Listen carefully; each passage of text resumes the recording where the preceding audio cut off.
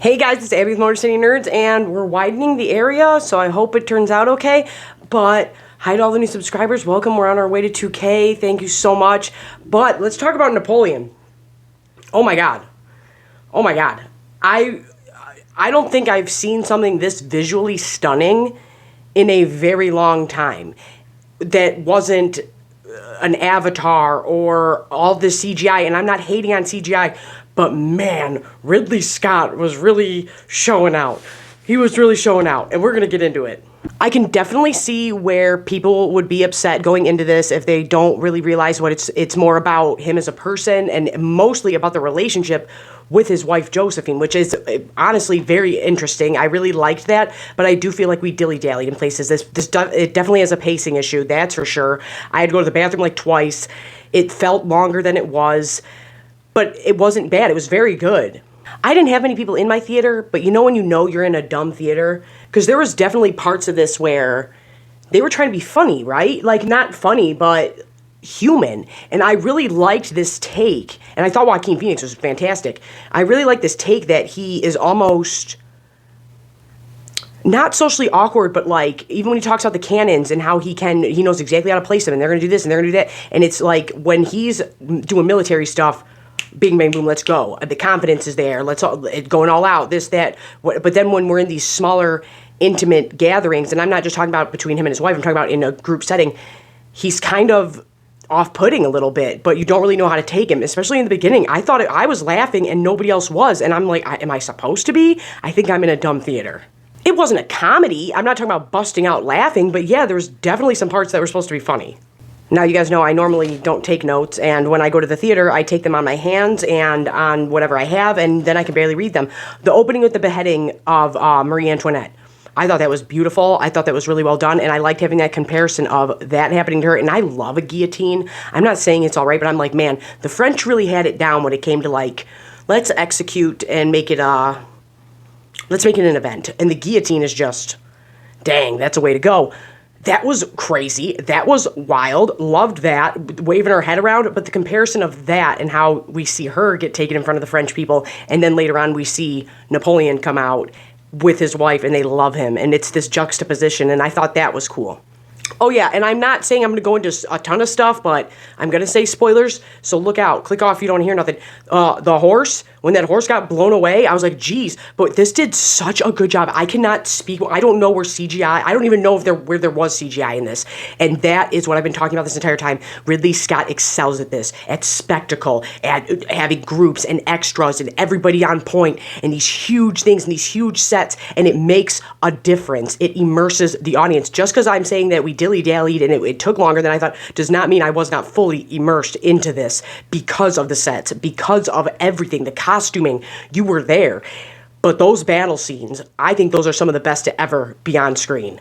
The horse first gets blown away, and he gets back up to fight, and it's like, we always see this, like, oh, cannons firing back and forth, and then there's gunfire back and forth, but we rarely see cannons, gunfire, riding in. Now it's fisticuffs. Now we're fighting for our life, but now a bullet from somebody else swings by and kills the person next to you, and your friend is down, or your foe is down, and the chaos of war and the chaos of those battles, they nailed it. Oh my God, it was enthralling, especially the Russian one. When they go to Russia in the snow, I thought, we've seen the trailer, we've seen this. No. And then I was like, no, those are real horses in the water. Those are real stuntmen in the water. Did you see some of that stunt riding? Everything about it was, when it came to the battles, was just, oh my, impeccable. I don't have a word to describe it. I can't speak more highly about the battles. I really can't. I wish there was more of them, but man, what we got was intense.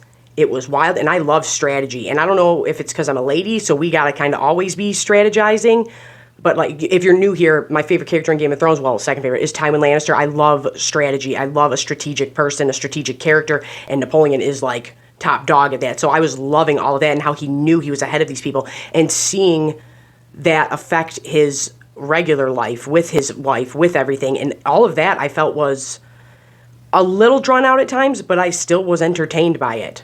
I still felt for them. And that's what you want with characters. You want to feel for them. It might not be certain emotions. It doesn't always have to be happy, but you feel. Like when they got their divorce, I thought that was really sad.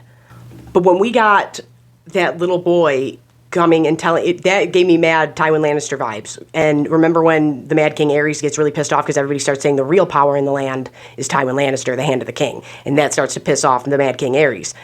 Kind of this, I got that same vibe here when that kid comes, and it's kind of when he meets his wife and everything, but still it gave me that vibe of, well, they said you're the only man with the power to get me my father's sword back. And it's like, oh, I'm not even top dog, but you know who people listen to, you know who really holds power here. And that ego and that arrogance is what was his downfall. But I did love that scene a whole lot. Everybody had great robes. I don't know why that's in my notes. Everybody had great robes on. They all had really awesome robes on. I'm a big robe fan.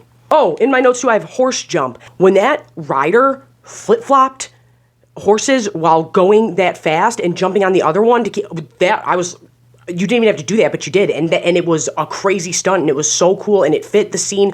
But all of it was like that. The battles were like that. I could keep going about the battle stuff and about the stunt work and about all of that. And like I said, 83-year-old Ridley Scott just showed everybody, like, having sets, having people, having extras, having a tangible thing there matters. All the stuff with the baby made me really sad. I felt bad for her. But then I started feeling, you guys know I always compare everything to Game of Thrones. You know that quote Cersei says when she's like, when Joffrey's whining about getting bit by Arya's wolf, and he's like, no, everybody knows that it just bit me. And she goes, no, because we run this shit, and when you sit on the Iron Throne, the truth will be what you make it. And that's kind of the vibe I was getting from Napoleon when he was saying that, with the divorce and with the baby and with Josephine, and he was like, no, it's what I want it to be.